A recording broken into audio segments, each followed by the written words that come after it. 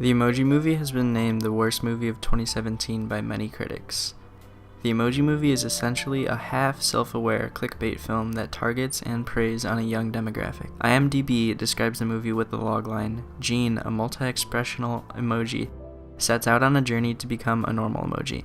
This pretty much sums up the movie, but why exactly is it so bad?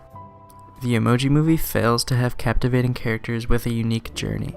Without any interesting characters, it's impossible to care about their journey or circumstances. Gene, the protagonist, is a meh emoji, meaning he's supposed to act bored and uninterested at all times. The good thing is that Gene is not always meh, but his parents are, which makes any scene that they're involved in automatically boring. Even if you are a malfunction, Gene, your mom and dad still love ya. I knew you weren't ready. Let's get you out of here and take you home.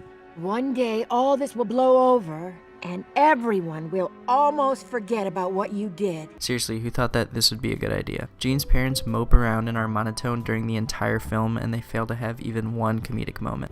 Alex, the owner of the phone in the real world, is another boring character. He has a crush on a girl named Addie, and instead of using words like a normal human being to communicate, he texts her just one emoji, no actual words. Does Sony really think that kids nowadays only communicate through emojis? I understand using the laughing emoji to convey that you think something is funny, but the people in this movie literally only communicate through emojis. Alex is an irrelevant character for most of the film. All we know about him is that he has a crush on a girl, and whenever he attempts to text her an emoji, his phone glitches and sends the wrong one. Alex, that's extra homework for you.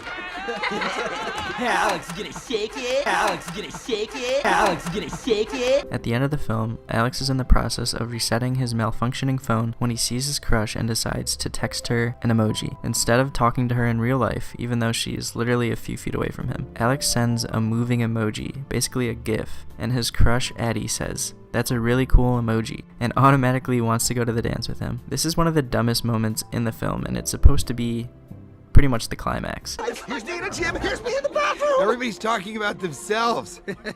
How does he know so many people? None of these people know him, but they like him. And that's what matters in this life, popularity. The protagonist's journey is predictable and brings nothing new to the genre. The protagonists venture through various apps and face tests that are prevalent in almost every terrible children's movie. They play a game of Candy Crush and Just Dance, which are some of the more cringier scenes in the film. The whole journey is one giant advertisement for various apps. Director Tony Leondis really did not put any effort into the music within the film. He basically chose the most popular pop songs from 2016 and threw them into the film. This lazy music selection shows that the Emoji Movie is nothing but a gimmicky idea targeted at young children to make money.